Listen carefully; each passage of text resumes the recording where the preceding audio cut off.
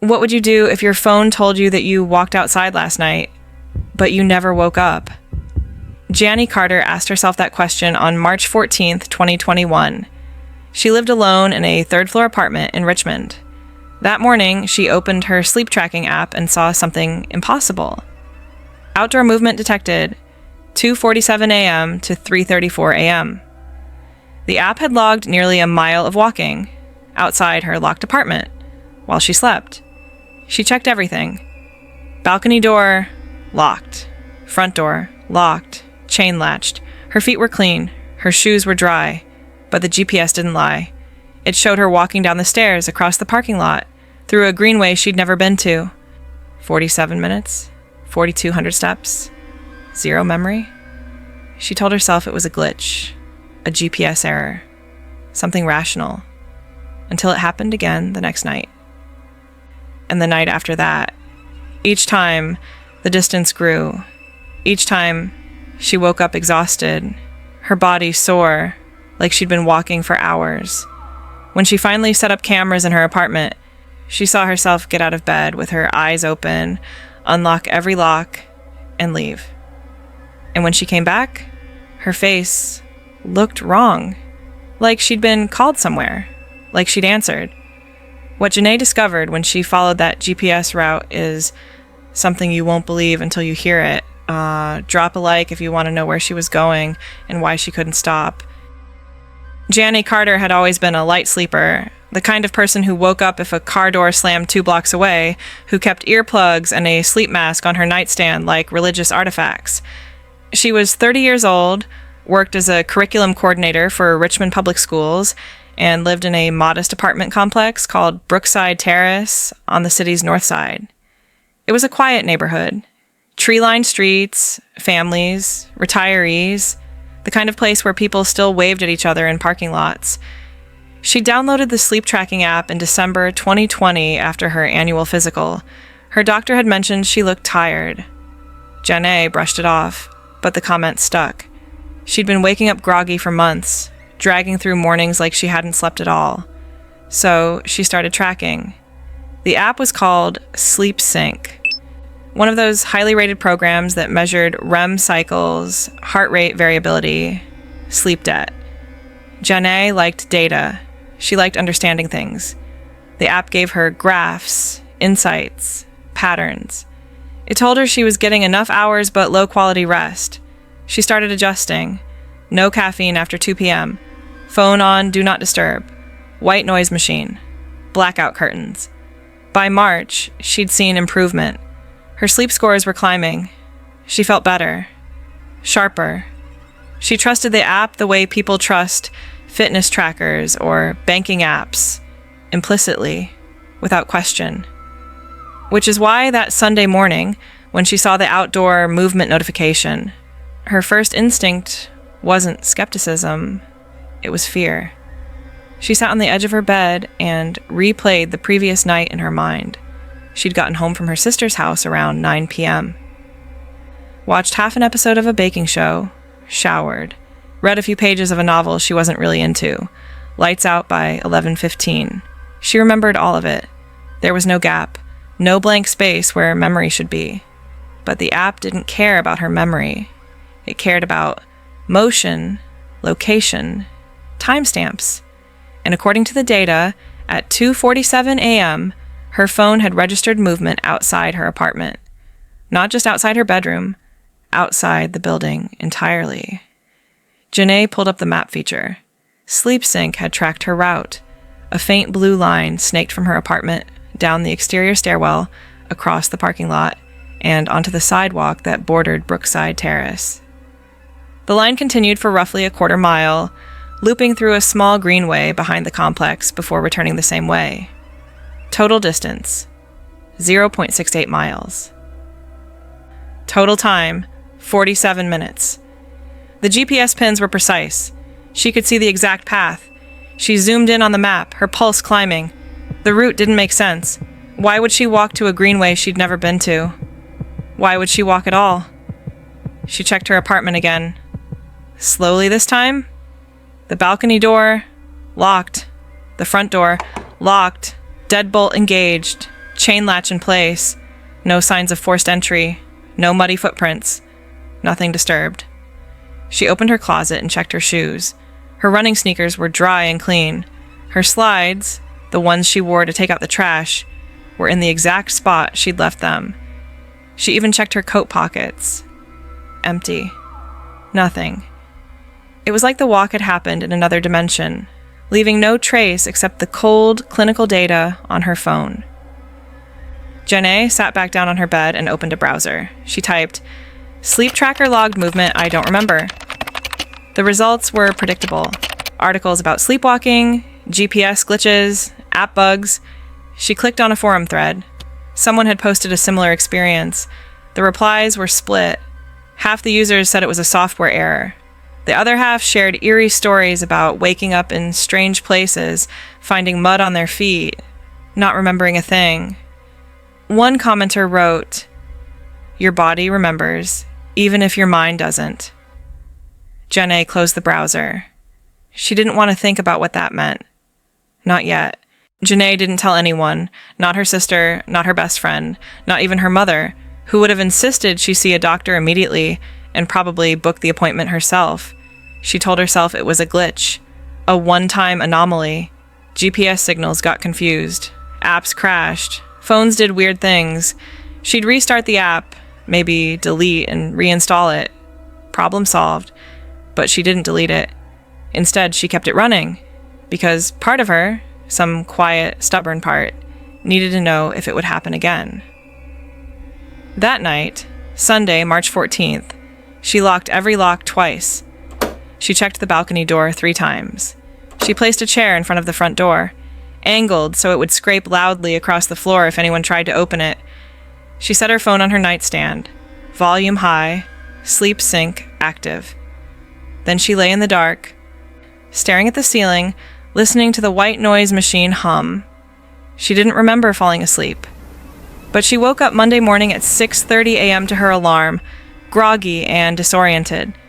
Her first thought wasn't about the chair or the locks, it was about the app. She grabbed her phone and opened Sleep Sync with shaking hands. The data loaded. 7 hours, 9 minutes. Sleep efficiency, 81%. Outdoor movement detected. 3:02 a.m. to 3:41 a.m. Distance, 0.74 miles. Janae's stomach dropped. The chair was still in front of the door, exactly where she'd left it. The locks were engaged. The balcony door was shut tight. But the app had logged another walk. A longer one this time. She pulled up the map. The blue line was back. Same route, same greenway. But this time the path extended farther, looping past the greenway and into a neighborhood she'd never been to. A cluster of old single-family homes that backed up to a stretch of woods. She checked herself. Her feet were clean. Her pajamas were dry. No dirt under her nails. No scratches. Nothing. But her body felt wrong. Heavy. Sore in places that didn't make sense. Her calves, her lower back, the arches of her feet. Like she'd been standing for a long time. Or walking. Janae called in sick to work. She spent the morning pacing her apartment, trying to logic her way through it. Maybe she was sleepwalking, but sleepwalkers didn't unlock deadbolts and chains. They didn't navigate stairs. They didn't walk 3/4 of a mile and return without waking up. She pulled up articles on parasomnia. The cases were dramatic. People driving cars, cooking meals, even committing crimes, all while asleep. But those were extreme, and they left evidence, witnesses, consequences. Janae had none of that. Just data on a screen and a growing, gnawing dread. That afternoon, she went to the Greenway. She wanted to see it in daylight, to understand why, if she really was walking there, her subconscious would choose that place. The Greenway was unremarkable. A narrow paved path, cutting through a stretch of grass and trees, bordered by a chain-link fence on one side and backyards on the other. Benches every 50 yards, a few joggers, a man walking a dog. Nothing sinister. Nothing that would draw her there in the middle of the night. But as she stood there, staring down the path, A strange sensation washed over her. Familiarity. Not like she'd been there before. Like she'd seen it before. In a dream, maybe. Or a memory she couldn't access. The trees looked too specific. The curve of the path too recognizable. She pulled out her phone and compared it to the GPS route from Sleep Sync. The match was perfect. She'd stood in this exact spot. At 3 a.m., twice. Janae turned and walked back to her car. Her hands were trembling. She didn't know what was happening to her, but she knew one thing. She wasn't going to sleep tonight without answers. She ordered cameras online. Overnight shipping. They'd arrive by Tuesday evening. The cameras were small, discreet, the kind marketed for home security and pet monitoring. Janae set up 3 of them Tuesday night. 1 aimed at her front door, 1 aimed at the balcony, 1 aimed directly at her bed. She synced them to an app on her phone that would record continuously and send motion alerts. If she moved, really moved, she'd see it. She'd have proof. Or she'd have proof it wasn't her. She didn't sleep Tuesday night. Not really. She lay in bed, hyper-aware of every sound, every creak in the walls, every shift of her own body. She kept checking the camera app, watching the live feed of herself lying there, eyes open, staring at the phone in her hand like a woman trapped in a feedback loop. At 2 a.m., she forced herself to put the phone down. She closed her eyes. She focused on her breathing. Slowly, reluctantly, she drifted off. Wednesday morning, March 17th, she woke up at 6:45 a.m., 15 minutes past her alarm. She felt like she'd been drugged. Her limbs were lead. Her head pounded. She reached for her phone, hands clumsy, and opened Sleep Sync first. Outdoor movement detected 2:38 a.m. to 3:50 a.m. Distance, 1.1 miles. Her heart hammered in her chest. She opened the camera app. 3 recordings flagged for motion. She clicked the first one. The timestamp read 2:38 a.m. The camera aimed at her bed showed her lying there, perfectly still, face turned toward the wall. Then, at 2:38 and 14 seconds, she sat up. Smooth, deliberate. Not the jerky, confused movement of someone waking from sleep. She swung her legs over the side of the bed, stood, and walked toward the door. Her eyes were open. Janae paused the video. She zoomed in on her own face.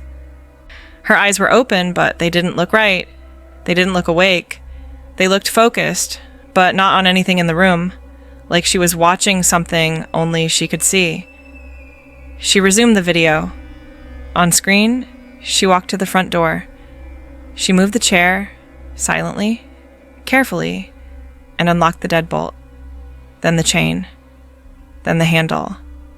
She opened the door and stepped into the hallway. The camera lost her. Jenny switched to the timestamp from 3:50 a.m. The front door opened. She stepped back inside. She was breathing hard, her face slick with sweat. Her pajama pants were damp at the cuffs. She relocked the door, replaced the chain, moved the chair back into position, exactly where it had been, and walked to her bed. She lay down, pulled the covers up, and closed her eyes. 10 seconds later, she was still. Janae watched the videos 4 more times. She watched herself unlock a door she didn't remember approaching. She watched herself leave an apartment she didn't remember wanting to leave. She watched herself return, calm and methodical, like she'd done it 100 times before. And the worst part, the part that made her skin crawl, was the expression on her face. It wasn't blank. It wasn't confused. It was purposeful. Like she knew exactly where she was going. She checked the Sleep Sync map. The route had extended again. This time, the blue line went past the greenway, through the old neighborhood, and into the woods. It stopped at a point deep in the trees, lingered for 11 minutes, then traced back. Janae zoomed in on the stopping point. It was marked on the map as Evergreen Grove Cemetery. A cemetery. She'd walked to a cemetery. At 3 a.m. in her sleep. Janae sat on her couch and stared at the wall. She didn't cry. She didn't panic. She just sat there, trying to make sense of something that had no sense, trying to understand why her body wanted to go somewhere her mind had never been. She opened her laptop. She typed, Evergreen Grove Cemetery, Richmond, VA. The results loaded. And that's when everything changed. Evergreen Grove Cemetery was old, established in 1897, 12 acres of rolling hills and weathered headstones tucked into a forgotten corner of North Richmond, bordered by thick woods and a crumbling stone wall. The website was sparse, a historical registry page, a few faded photos, a list of notable burials. Janae scrolled through names she didn't recognize. City councilmen, ministers, families wiped out by the 1918 flu. Nothing jumped out. Nothing connected. She clicked on an article from the Richmond Times-Dispatch, dated 2004. The headline read, Evergreen Grove Restoration Effort Seeks Volunteers. The piece described how the cemetery had fallen into disrepair, overgrown and neglected, many graves unmarked or damaged. A local historical society had launched a project to restore it, cataloging graves, repairing stones, clearing brush. The article mentioned that a section of the cemetery, the South Quadrant, had been used for unmarked burials in the early 1900s, primarily for the poor, the unnamed, and the unclaimed. Janae clicked back to the SleepSync map and cross-referenced the GPS pin with a satellite image of the cemetery. The stopping point was in the South Quadrant, right where the unmarked graves would be. She leaned back. Her mind raced. She had no connection to this place. Her family wasn't from Richmond originally. Her mother had moved here from North Carolina in the 1980s, her father's family from Georgia. She'd never been to Evergreen Grove, never heard of it, never had a reason to go, but something in her subconscious knew it, knew exactly where to walk, knew exactly where to stop. That night, Wednesday, March 17th, Janae didn't just set up cameras. She set up a tripwire, a literal tripwire. She tied a string across the threshold of her bedroom door, low to the ground, attached to a small bell she'd dug out of a kitchen drawer. If she got out of bed, she'd trip it. The bell would ring. She'd wake up, she hoped. She also set her phone to record audio all night. She wanted to know if she was talking, if she was saying anything that might explain where she was going or why. She lay in bed, staring at the string stretched across her doorway, and closed her eyes. She woke to the sound of a bell ringing. Faint. Distant. She bolted upright, disoriented, heart slamming in her chest. The room was dark. The clock on her nightstand read 4:02 a.m. The string was broken, dangling limp from the doorframe. The bell lay on its side in the hallway. She looked down at herself.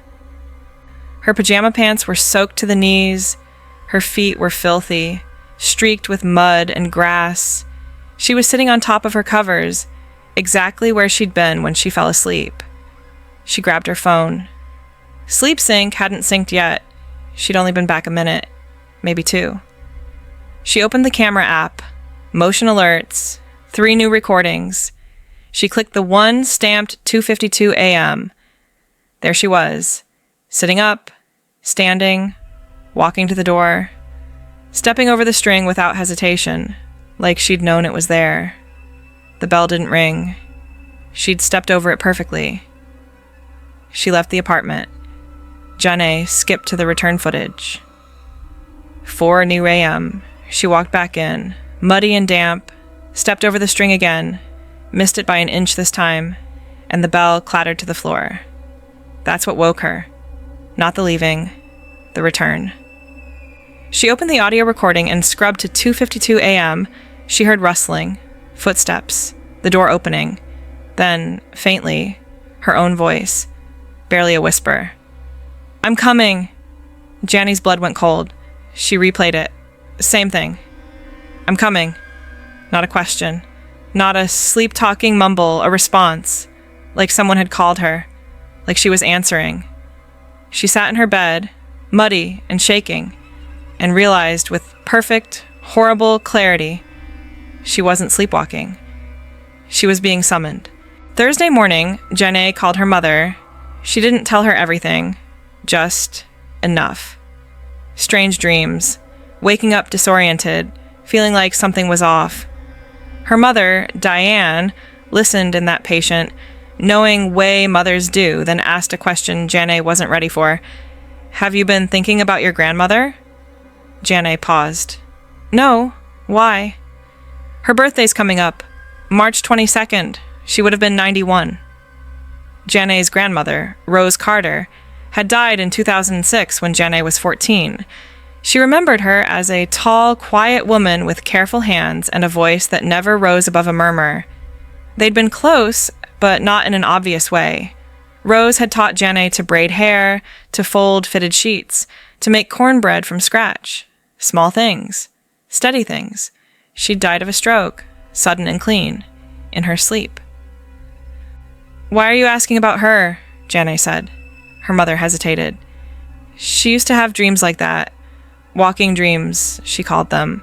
She'd wake up tired, like she'd been somewhere. Never talked much about it. But I remember." Janie felt something click into place, cold and certain. "Where is she buried?"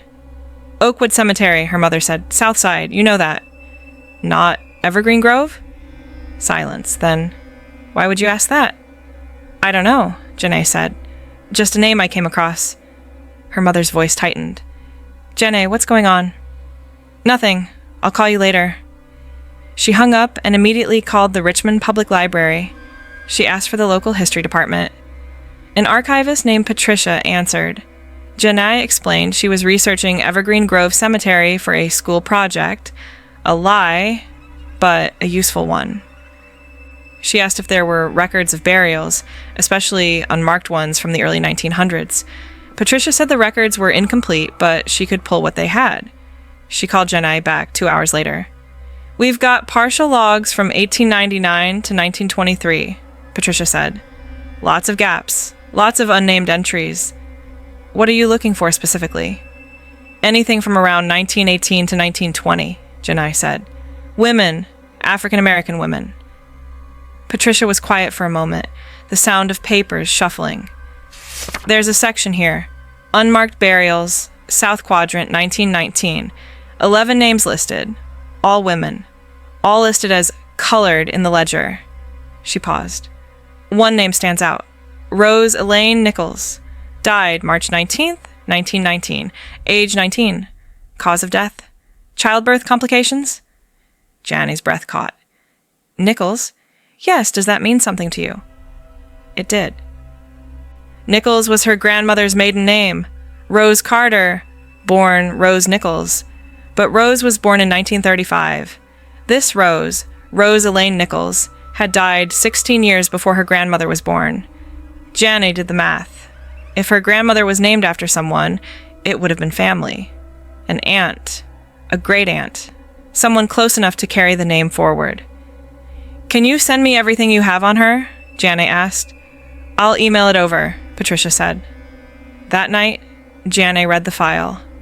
Rose Elaine Nichols, 19 years old, unmarried, died in a charity hospital after delivering a stillborn child, buried in Evergreen Grove, South Quadrant, grave unmarked, no surviving family listed, no record of the father, just a girl, alone, buried in a forgotten corner of a forgotten cemetery. And her name, passed down, carried forward, given to Janae's grandmother 36 years later like an inheritance of grief. Janae sat in the dark, the pieces assembling themselves into something she didn't want to believe but couldn't deny. Her grandmother had walking dreams. Janae had walking dreams. Both pulled toward Evergreen Grove, toward the South Quadrant, toward Rose Elaine Nichols, a girl who died alone and unmemorialized, whose only legacy was a name whispered forward through generations. Janae opened Sleep Sync. She scrolled to the map. The GPS pin sat directly over the South Quadrant, over the unmarked graves, over Rose. She closed her eyes, and she knew what she had to do. Friday, March 19th, 2021. 102 years to the day since Rose Elaine Nichols died. Janae drove to Evergreen Grove Cemetery just after dawn. The gates were open but unattended. She parked near the entrance and walked the path she'd walked 3 times in her sleep, past the old graves, past the wrought iron benches, into the woods, into the south quadrant. It looked different in daylight, smaller. The graves were scattered, sunken, overtaken by ivy and wildflowers. Some had stones, most didn't. Janae stood at the spot marked on her GPS and looked down. No headstone, just a slight depression in the earth, a rectangle of ground that had settled over a century. She knelt. She didn't know what to say. She wasn't religious. She didn't believe in ghosts, not really. But she believed in memory, in inheritance, in the way trauma and love and grief move through bloodlines like water through stone, invisible but undeniable. Rose Elaine Nichols had been erased, buried without ceremony, without acknowledgement, her life reduced to a single line in a ledger, and somehow, across 100 years, across death and distance and forgetting, she'd reached forward, found Janae, called her here. Janae pulled a small bouquet of flowers from her bag, nothing fancy, just daisies from a grocery store, and laid them on the grave. She sat back on her heels and spoke quietly. "I don't know if you can hear me," she said. "I don't know how this works, but I'm here. I see you. I know your name, and I'm going to make sure other people do too." She stayed for 20 minutes. Then she stood, took a photo of the grave, and walked back to her car. Over the next 2 weeks, Janae worked with the Richmond Historical Society to have a headstone placed at Rose Elaine Nichols' grave. A simple granite marker with her name, her dates, and a single line, "Remembered." The installation was quiet, just Janae, her mother, and a representative from the Historical Society. Her mother cried. Janae didn't. She felt something else. Relief, maybe, or release. That night, April the 2nd, 2021, Janae went to bed the way she always did. Locked doors, cameras off, sleep sync running. She fell asleep quickly, deeply, for the first time in weeks. When she woke up the next morning, the app showed no outdoor movement, no walking, just sleep. 7 hours and 43 minutes, the best she'd had in months. She checked the app every night for a week, then 2 weeks, then a month. The outdoor movement never came back. The walking dreams stopped. Janae slept like a person unburdened, and she didn't question it. She didn't need to. She understood, in a way that went deeper than logic, that Rose had been waiting to be seen, to be named, to be mourned. And now she'd been given all 3. Janae never told anyone the full story. Not her mother, not her friends, not even the Historical Society. She kept the camera footage. She kept the sleep sync logs. She kept them as proof, not for anyone else, but for herself. Proof that the dead don't always rest. That grief is a language spoken across generations. That sometimes the past doesn't ask for much. Just acknowledgement. Just memory.